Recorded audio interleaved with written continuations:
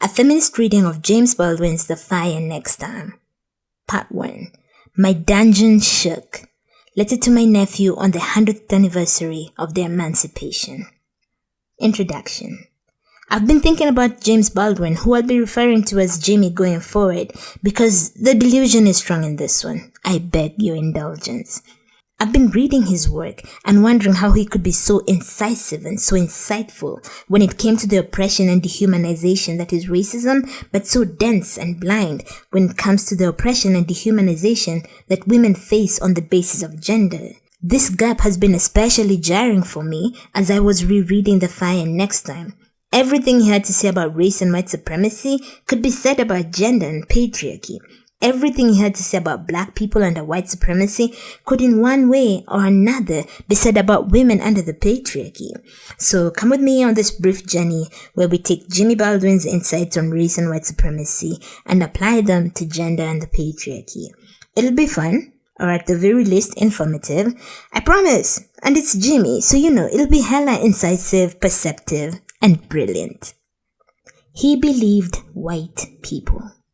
Jimmy begins by telling his nephew how much he looks like his grandfather, Jimmy's father, who never got to see him. Baldwin says about his father, quote, "Well, he is dead. He never saw you, and he had a terrible life. He was defeated long before he died because at the bottom of his heart, he really believed what white people said about him.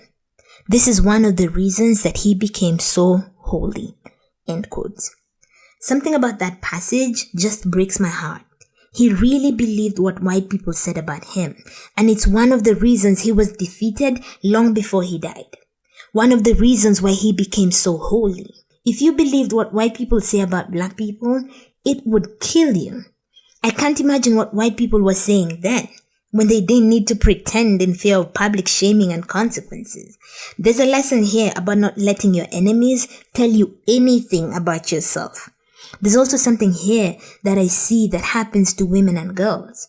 You end up believing what patriarchy, what misogyny, what sexism says about you. And like Jimmy's dad, it destroys your life, ensures you're defeated long before you die. And also like Jimmy's dad, I think it's one of the reasons women gravitate towards holiness, towards the church. Once you believe all these terrible things about you and your kind, you need to go where you can be cleansed. So the churches are full of women seeking deliverance from everything, including their natural sexuality and things like the Jezebel spirit that's always lurking in them, waiting to pounce and lead a man astray. Don't believe anything your enemies say about you. Jimmy tells his nephew, quote, "You can only be destroyed by believing that you really are what the white world calls an I tell you this because I love you, and please don't ever forget it." End quote. Refuse to believe anything white people say about you, anything men say about you, anything cis straight people say about you, anything able-bodied people say about you. Only listen to people who love you and see your humanity. What the world has done. Jimmy says of his brother, his nephew's father, quote, "I know what the world has done to my brother and how narrowly he has survived it. And I know which is much worse, and this is the crime of which I accuse my country and my countrymen, and for which neither I, nor time, nor history will ever forgive them, that they have destroyed and are destroying hundreds of thousands of lives and do not know it and do not want to know it. One can be, indeed, one must strive to become tough and philosophical concerning destruction and death, for this is what most of mankind has been best at since we have heard of man. But remember, most of mankind is not all of mankind. But it is not permissible that the authors of devastation should also be innocent. It is the innocence which constitutes the crime." End quote. This entire passage is everything. He starts by saying, quote, "I know what the world has done to my brother and how narrowly he has survived it." End quote. This could be said of any woman who has done and continues to do the work of unlearning and rejecting the patriarchy. Then Jimmy talks about the crime of white people, which he says he'll never forgive them for.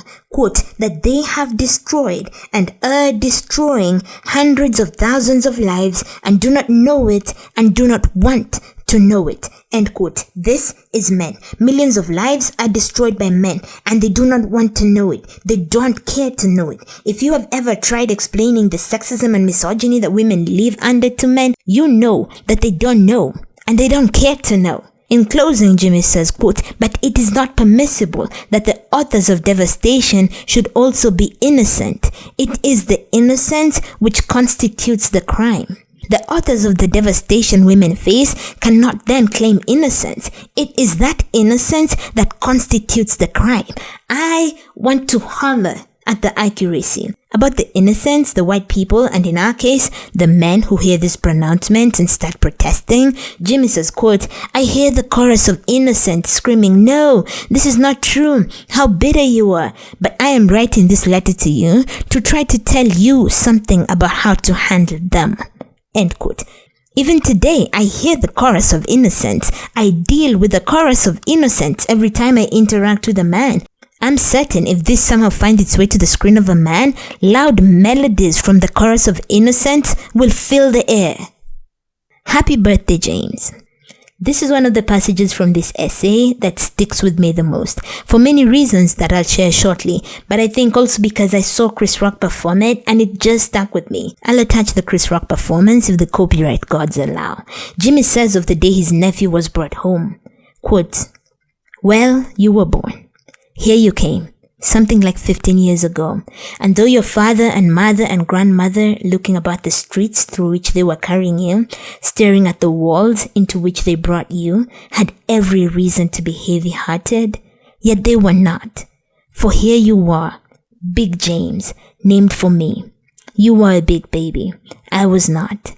Here you were, to be loved baby, hard at once and forever to strengthen you against the loveless world.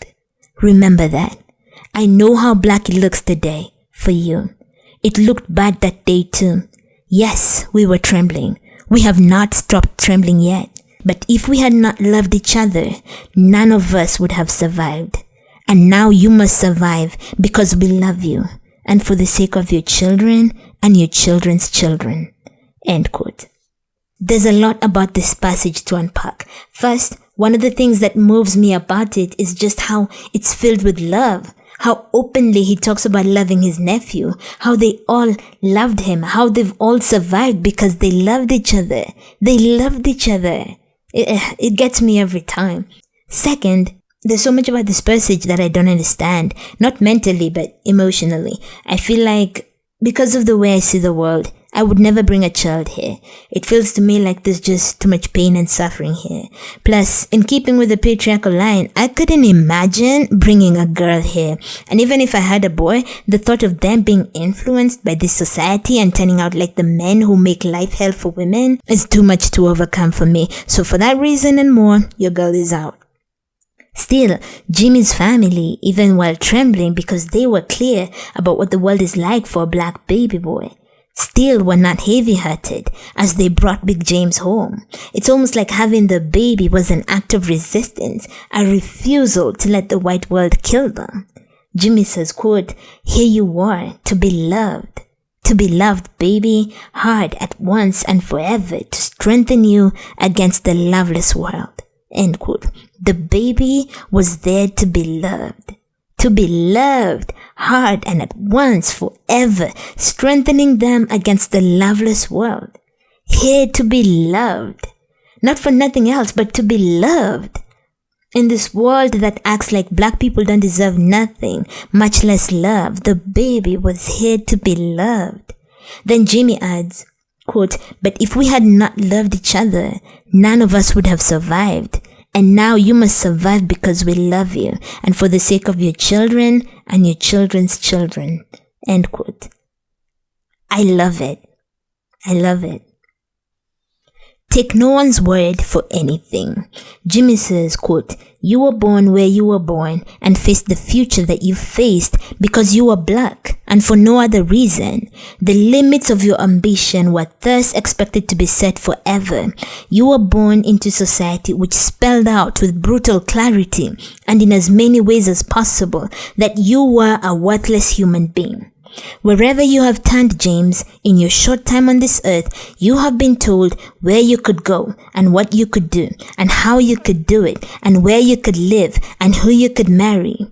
I know your countrymen do not agree with me about this, and I hear them saying, 'You exaggerate. They do not know Harlem,' and I do. So do you. Take no one's word for anything, including mine, but trust your experience. Know whence you came. There is really no limit to where you can go." End quote. I really love this, how he talks about the ways in which the limits of black people's ambitions have been set for no reason other than blackness. In the same way, girls' and women's limits are set for no other reason than their gender. Society spells out with brutal clarity and in as many ways as possible that you are a worthless human being. Girls know this and they learn it early, very early. Girls know in ways they can't yet explain that somehow boys are valuable and they're not, or at the very least, boys are more valuable than they are. And in the same way, white people said of Jimmy's words, "You exaggerate." Men continue to say that when women speak of their experiences. Jimmy's advice for racists holds for sexists.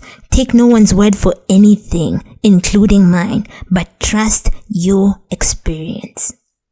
End quote. They don't need to accept you. Jimmy says, quote, "The details and symbols of your life have been deliberately constructed to make you believe what white people say about you. Please try to remember that what they believe, as well as what they do and cause you to endure, do not testify to your inferiority, but to their inhumanity and fear. Please try to be clear, dear James, through the storm which rages about your youthful head today, about the reality which lies behind the words acceptance and integration.